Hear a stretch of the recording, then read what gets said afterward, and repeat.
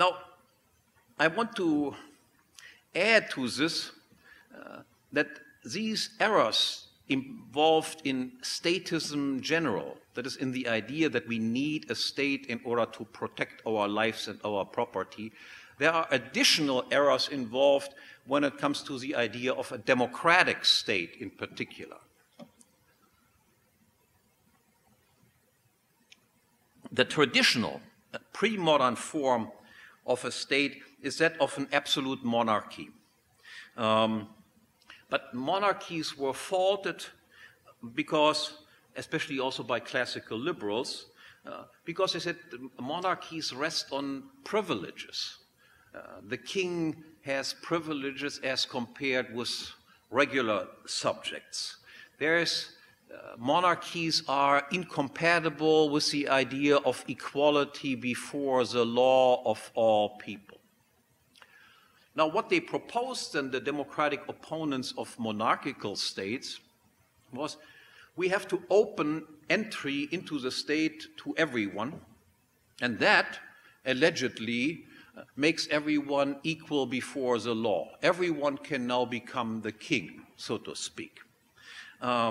However, this democratic equality, everyone can potentially become the king, is something entirely different from the idea of a universal law that applies to all people in the same way.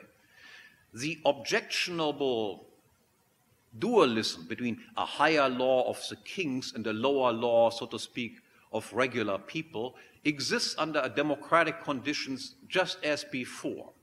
The only difference is that the privileges are no longer personal privileges, privileges of the noble class or of the king, but they are functional privileges. That is, there is in democracies a difference between what we call private law, which is the law that covers the relationship between private citizens, and public law that protects public officials and regulates what public officials can do. There exists a difference between private law and public law is, so to speak, superior over private law. Under democracy, if you are a functionary, if you are a public official, you can do things that as a private citizen you would not be allowed to do. Just as a king could do something that private people could not do. As a private person, I cannot take your money out of your wallet, is considered to be stealing. On the other hand, if I do it as a public official, then it is called taxation. If as a private person I steal money from you and then do something beneficial to somebody else, I give it to the person next to me, this would be called stealing and fencing of stolen goods. If you do that as a public official, then it is called social policy.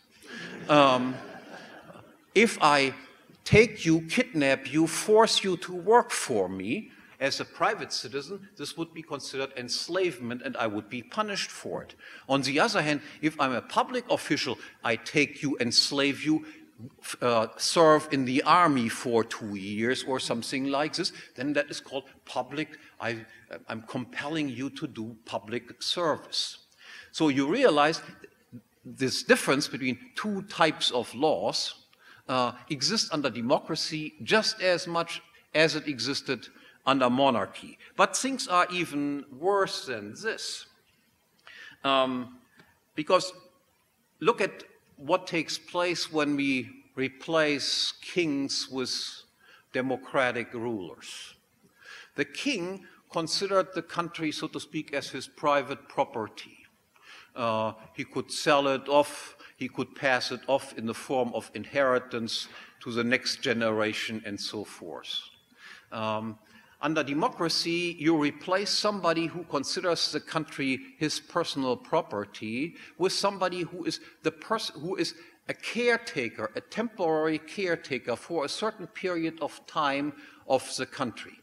He cannot sell the country and keep the money himself, but he can make use of the country during the time that he is in charge. Now, does that make a difference? The answer is, it makes a tremendous difference.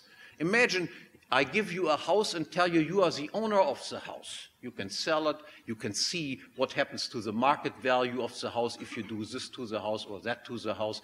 You can pass it on in the form of an inheritance. Then you will, by and large, tend to preserve the value of the property. On the other hand, I tell you, the same house, you don't own it, you cannot sell it, you cannot pass it on as a form of an inheritance to somebody else. But for 4 years, 8 years, you can use it as you see and try to make as much money out of it as you can do. Now, what you will do is, of course, you will engage in capital consumption. That is, even if the house is afterwards a ruin, but you had 4 glorious years where you could make all sorts of income from using this house. So the difference between a king and the democratic caretakers, the kings by and large have a long-run perspective and by and large tend to preserve the value of their property because it is regarded as their property. Democratic rulers try to rob the country as quick as possible because they know after 4 or 8 years they might have no chance to do so anymore. So now I come to what then is the solution to the problem of social order and the enforcement of social order. The states are disasters in this regard for reasons that I explained. The solution is what I call a private law society. What is a private law society? A private law society is a society where every individual institution is subject to one and the same rules, the rules that I explained at the very beginning. There exists no public law that grants privileges to anyone, to any particular person, or to any specific functions that people perform. No one is permitted to acquire property by any other means than through original appropriation, through production, or through voluntary exchange. Nobody has the right to expropriate anyone. No one has the right to tax anyone. No one can prevent anyone else to enter with his own resources any line of production of goods or services that he might want to enter. That is, there exist no monopolies of any kind. And specifically to the problem that we have at hand, in a private law society, the production of security, that is, of making sure that nobody breaks laws and that those people who do break laws are caught, punished, and so forth. This is also done by freely financed individual firms, by freely financed police agencies, insurance agencies, and arbitration agencies. Now, it would be somewhat presumptuous to try to predict exactly what the outcome of this will be, but we can predict certain fundamental structural features of such a society. First off, while in a complex society based on division of labor, self-defense will only play a secondary role, and I'll explain that later why. It should be clear from the outset that in a private law society, everyone's right to engage in self-defense is sacrosanct. That is, nobody disputes the right of people to engage in self-defense. In distinct contrast to the present situation, that is, to the present statist situation with which we are, of course, all familiar, which renders people increasingly unarmed and defenseless against aggressors. In a private law society, no restrictions on private ownership of firearms and other weapons would exist. Everyone's elementary right to engage in self-defense, to protect his life and property against invaders would be holy, so to speak. And we do know from the Wild West, which was not as wild as it is depicted in Wild West movies, that the right of people to bear arms is enormously powerful. In the Wild West, it did not occur very frequently, hardly ever, that anyone tried to rob a bank. Because if you tried to rob a bank, in almost all cases you were dead before you walked out of the bank, because all bank tellers were armed, and the chance to get out of this was almost non-existent. There exists an abundance of literature on this, how safe societies are in which people are allowed to own guns. There's a book by American economist John Lott with the title More Guns, Less Crime, and he gives ample empirical illustration for this statement. The more guns are in private hands, the less crime there is. Switzerland, for instance, is a country that is heavily armed. All Swiss males have semi-machine guns at home with ammunition, and the crime rate in Switzerland is lower than in almost any other country that I'm aware of.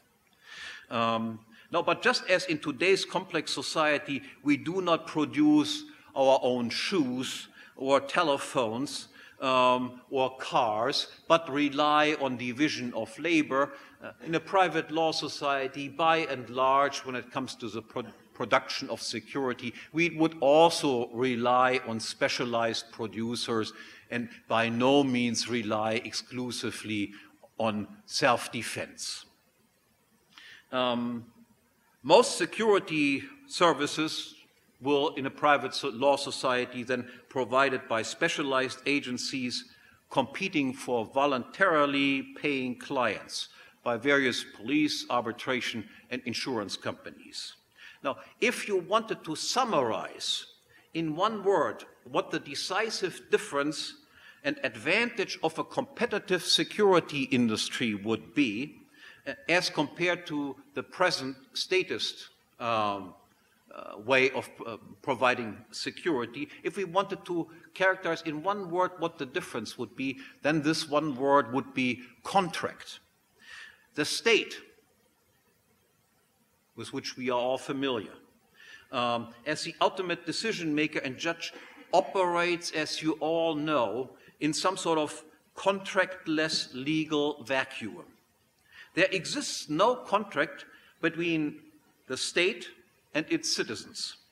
It is not contractually fixed what is actually owned by whom, and what accordingly needs to be protected is also not fixed. It is not fixed what service the state is to provide, what is to happen if we are dissatisfied with what the state does, and it is not fixed what the price is that we must pay for this alleged service that the state provides, protecting our lives and our property. Nor is it fixed what happens if we come to the conclusion, look, you guys didn't do what you said you would do, what now? Now imagine something like this. Imagine there would be a private agency that would offer protection services to you, and they would just say something like this.